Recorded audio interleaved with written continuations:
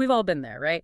You're staring at TSNE plots of contrastive latent spaces, and you see these suspiciously perfect, highly ordered clusters Oh, yeah. constantly. And for years, we've just sort of accepted this as a happy empirical accident. I mean, you train a massive model with an InfoNCE loss, you project the embeddings, and out pops a landscape that looks like it was drawn directly from a textbook multivariate Gaussian. Right. And then we build all our downstream tasks on top of it. Exactly. We rely on it entirely. But treating that structure like an absolute mathematical certainty always felt like a leap of faith. Like it's just an assumption we're all making. Yeah, a massive assumption. The field has essentially treated the latent space of contrastive models as this purely empirical phenomenon. We know that downstream classifiers converge, but mapping the exact statistical structure of the latent manifold itself, that's been treated as a bit of a dark art. Well, a new paper heading to ICLR 2026 just proved it isn't an accident at all. It's actually an unavoidable mathematical law. Yeah, this paper completely upends that empirical perspective. It's titled InfoNCE Induces Gaussian Distribution, authored by Roy Betzer, Eyal Gofer, Meir, Yossef, Levi, and Gilboa. And the review committee clearly recognized the magnitude of this, right? Because they accepted it as an oral presentation. They did, yeah, because it moves the discussion from just observing this behavior to rigorous theoretical proof. So the mission for our deep dive today is to really rip apart the mechanics of this paper. We are going to unpack these theoretical proofs to understand exactly why and how the InfoNCE objective natively forces high-dimensional representations into that multivariate Gaussian structure. Because we're going beyond the surface level clustering here, we need to look at the actual gradient dynamics that sculpt this geometry. Right, and the core claim here really hinges on that word induces. Exactly. The authors are proving that the Gaussianity isn't an artifact of a specific encoder architecture or a quirk of a particular data set. It is fundamentally wired into the mathematical optimization of the InfoNCE objective itself. To understand how it induces that shape, we kind of have to look at the vector arithmetic happening during backprop. Yeah, if you treat the gradients of the log softmax as a system of physical forces operating on a hypersphere manifold. InfoNCE isn't just a uniform push and pull, it's like an automated sorting algorithm for a massive unlabeled library. If InfoNCE is the specific mathematical rulebook for how forcefully to push dissimilar items apart and pull similar ones together, the revelation here is that applying those specific force vectors naturally results in a perfect statistical bell curve. Right, because of the specific logarithmic geometry of the loss. The positive pair gradient is proportional to 1 minus the positive similarity probability. But the repulsive force for every negative sample is proportional to its individual similarity probability. So we aren't just applying a flat uniform push across the board. That proportionality is the critical mechanism. The gradient updates act like an adaptive electrostatic repulsion system. Oh, wow. So when negative samples are densely clustered, Their local similarity probabilities spike, and that exponentially increases the repulsive gradient pushing them apart. and conversely, isolated samples experience very little repulsive force. Exactly. Over millions of iterations across massive batch sizes, this adaptive repulsion prevents the formation of dense local singularities.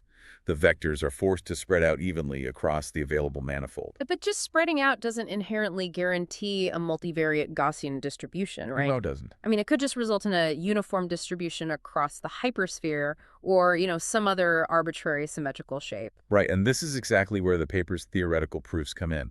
They break this down into two distinct mathematical regimes. Let's look at that first regime, which operates under strict theoretical assumptions. The authors rely heavily on what they call alignment and concentration assumptions. Yeah. The mathematics in this first regime establish the idealized baseline. Alignment in this context strictly assumes that the encoder maps positive pairs to the exact same point in the high-dimensional latent space. Meaning different augmentations of the same anchor map to identical coordinates. Exactly. It assumes a localized variance of 0 for the positives. And what about the concentration assumption? Concentration deals with the denominator of the InfoNCE loss. It assumes that the sum of the similarities between the anchor and the negative samples concentrates tightly around its expected value. Which effectively bounds the variance of the partition function. Precisely. It turns a highly stochastic denominator into a stable analytical constant. Right, so if you enforce perfect alignment, the positive gradients essentially cancel out any local noise. And if you tightly bound the partition function, you stabilize the denominator. And under those specific idealized constraints, the paper proves that the projection of the high-dimensional representation onto any one-dimensional subspace asymptotically approaches a Gaussian distribution. As the embedding dimension scales. Correct. The focus on one-dimensional projections is a necessary analytical technique here. Because measuring true multivariate Gaussianity in a heavily parameterized, infinite-dimensional functional space is practically impossible, right? The curse of dimensionality. Exactly. But they utilize the Kramer-Wold theorem, which states that a multivariate distribution is completely determined by all its one-dimensional projections. So by analyzing those 1D projections, they can rigorously prove the asymptotic behavior of the whole space. Yeah. They prove that the sum of the locally adaptive gradients we discussed earlier forms a linear dynamical system, and the stationary distribution of that system is fundamentally Gaussian. I have to ask, when I look at their proof regarding the sum of these localized gradients, it heavily mirrors classical statistics. Are we essentially looking at a highly specialized manifestation of the central limit theorem, That's a really good way to frame it. but one that is specifically sculpted by the contrastive loss objective rather than just random chance? Because instead of random independent variables summing to a bell curve, the gradients are deliberately shaped by the exponential form inside the log sum expa of the loss. Yes. The loss function actually dictates the covariance matrix of that limit theorem. The InfoNCE objective acts as the constraining framework. Like in standard Brownian motion, where particles disperse randomly into a Gaussian distribution. Right, but here, the gradient descent operates as a deterministic drift term combined with stochastic noise from the mini-batch sampling. The log softmax structure of InfoNCE ensures that the drift term acts as an inward restorative force. Exactly, like a quadratic penalty pulling the representations toward the origin, while the mini-batch sampling provides the isotropic diffusion. And the equilibrium state of a system with linear restorative drift and constant diffusion is mathematically guaranteed to be a multivariate Gaussian. It is.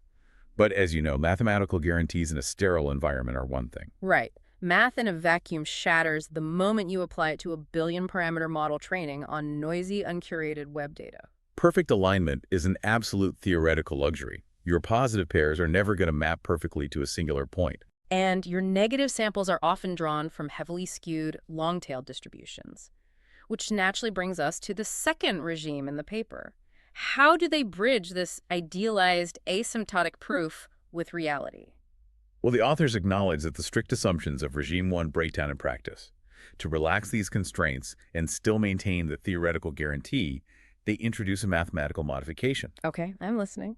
They prove that under relaxed, real-world conditions, you can achieve the same asymptotic Gaussian convergence by introducing a specific asymptotically vanishing regularizer into the loss function. Wait, I have to push back here. Go for it. The entire premise of this deep dive in this paper is that the InfoNCE loss inherently induces a Gaussian geometry. If you have to forcefully inject a penalty term into the objective function to ensure the math works, doesn't that feel like cheating? I see why you'd say that. I mean, you are explicitly modifying the loss to penalize non-Gaussian behavior. How can they still claim the Gaussianity is a native property of InfoNCE if it requires a regularizer to manifest in noisy conditions? You would be entirely correct if they were using a static, permanent regularizer. But the operative phrase here is asymptotically vanishing. Meaning it fades out. Exactly. It acts purely as a temperature schedule during the initial optimization trajectory. It does not alter the global minima of the primary InfoNCE objective. Oh, I see. Because in highly non-convex optimization, neural networks are prone to pathological behaviors early in training, before the gradients stabilize. Precisely.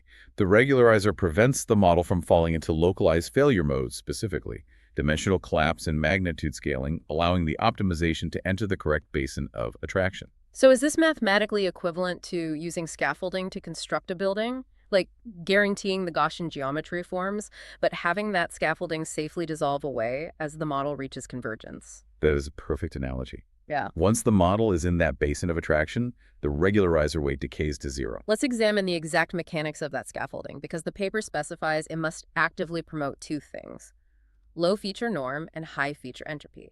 Right. Let's take feature norm first.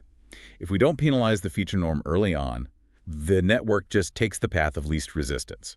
Instead of learning meaningful semantic representations to separate negatives, it simply scales up the L2 norm of the embedding vectors. which artificially sharpens the logits. It games the softmax temperature and drives the loss down without learning any actual structural relationships. Exactly. So keeping the feature norms bounded forces the gradient updates to alter the directional cosine similarity of the vectors rather than just inflating their magnitude. It ensures the representation space actually encodes the data manifold. And the second component, promoting high feature entropy, directly targets dimensional collapse. Because without it, a powerful encoder can minimize the contrastive loss by embedding all the data into a minuscule, low-dimensional subspace of the available hypersphere. Yeah, it'll just ignore the vast majority of the parameter space. So the high entropy penalty acts as an initial repulsive pressure, forcing the embeddings to span the entire dimensionality. And once the vectors are globally distributed and bounded, the regularizer dissolves. The mathematical scaffolding falls away. And the pure InfoNCE gradients, the linear restorative drift and isotropic diffusion we discussed, take over. To sculpt that globally distributed space into a strict multivariate Gaussian. Exactly. And they proved this not just as a mathematical abstraction, they validated it through extensive empirical testing to ensure the vanishing regularizer behaves predictably outside of theoretical bounds. Right, moving from the theoretical proofs to the empirical validation. They isolated variables by first running tests on synthetic datasets. They generated data where they could explicitly control the noise distributions and the variance of the positives. Confirming that the asymptotic convergence holds when the strict alignment assumptions are purposefully broken. But, synthetic data doesn't prove it works for modern deep learning. No, you need to test it on real image manifolds, which is why they used CFAR10 as a primary proving ground. Because CFAR10 contains the inherent intraclass variance, background noise, and complex feature distributions necessary to test the limits of this relaxed regime. And they didn't just look at the loss curves, they ran rigorous statistical evaluations on the learned representations. They utilized QQ plots, examined the skewness and kurtosis of the 1D projections, and applied empirical cumulative distribution functions. Comparing the latent space against an ideal Gaussian manifold. And what really stands out in their methodology is that they tested this across vastly different architectural backbones. Yeah, that was crucial. They ran the experiments using standard ResNets, varying the depth significantly. And they also tested it on transformer architectures. And regardless of the internal wiring, the skip connections, or the attention mechanisms, the latent space consistently converged to the same multivariate Gaussian behavior. Given that they proved this empirically across different architectures and sizes, does this strongly suggest that the emergence of this Gaussian distribution is purely an inherent property of the loss itself, agnostic to the underlying network? It absolutely does. The consistency across architectures is the most critical piece of empirical evidence here. Because if the Gaussian structure was heavily dependent on the inductive biases of convolutions, it wouldn't emerge uniformly in a vision transformer. Exactly. Or if it depended on network depth, a ResNet 18 would yield a totally different statistical geometry than a ResNet 50. The fact that the geometry remains constant proves the neural network architecture is completely secondary. It is. The architecture is just a highly over-parameterized universal function approximator. It bends its weights to satisfy the objective. The InfoNCE loss function is what dictates the ultimate topological destination. Furthermore, they demonstrated that the variance of the resulting multivariate Gaussian is directly tied to the temperature hyperparameter inside the InfoNCE loss. Yeah, this part is fascinating. As you scale the temperature parameter in the denominator, the variance of the resulting Gaussian shifts in exact mathematical lockstep. That establishes a direct, unassailable causal link. The loss function isn't just loosely correlating with a bell curve, its specific hyperparameters are directly defining the covariance matrix of the space. It removes any lingering doubt about causality. When you can literally turn a dial on the loss function and mathematically predict the exact statistical variance of the output geometry, you have moved from empirical observation to absolute theoretical control. Which brings us to the implications for the field. For the data scientists and ML engineers listening to this, proving this mathematically isn't just an academic exercise, right? Not at all. It fundamentally changes how we interact with these models. Standard self-supervised pipelines currently treat the contrastive latent space as a nonlinear black box. We typically attach a multi-layer perceptron projection head during training, and then we throw that head away for downstream tasks because the embedding space is too mathematically convoluted to interface with directly. Right, but if we now have a guaranteed Gaussian geometry, the authors describe this as enabling a principled analytical treatment of learned representations. So, for the data scientists listening, this means we can confidently stop treating the latent space of contrastive models as a mysterious, unpredictable geometry. Exactly. In a strictly Gaussian space, complex nonlinear probes become obsolete for many downstream applications. You can interface with the latent representations using classical, closed-form statistical methods. We can suddenly unleash centuries of classical Gaussian statistical tools directly onto these cutting-edge representations. Like, if you are building an anomaly detection system, you no longer need a complex autoencoder to map out the density. You don't. You can calculate the Mahalanobis distance directly on the contrastive embeddings, knowing with mathematical certainty that the underlying covariance assumptions hold. You can apply linear discriminant analysis for dimensionality reduction. Or use Gaussian mixture models for zero-shot clustering. And the theoretical bounds of those classical algorithms will actually remain valid. The computational efficiency gained by leveraging those classical methods is massive.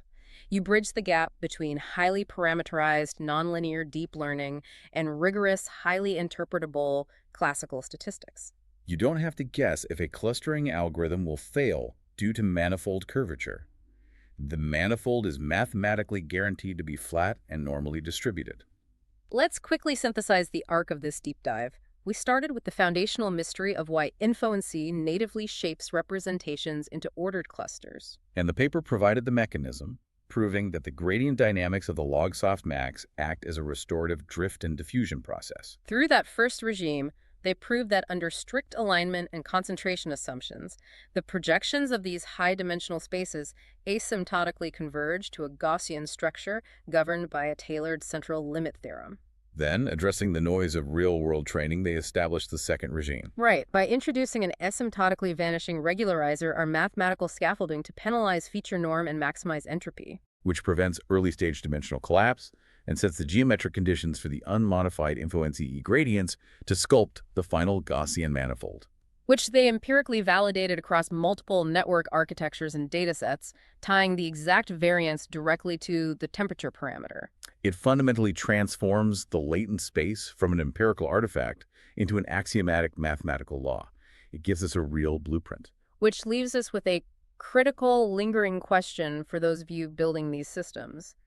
If we know with mathematical certainty that the prototypical InfoNCE loss inherently drives representations into a multivariate Gaussian governed by the temperature parameter, why are we still designing downstream pipelines that react to the latent space after the fact? That's a great point. Proactive architectural design is the next frontier. How might you leverage this guaranteed geometric structure to design entirely new downstream applications, building optimal transport layers or Bayesian classifiers that explicitly assume this exact statistical behavior from Epoch 1?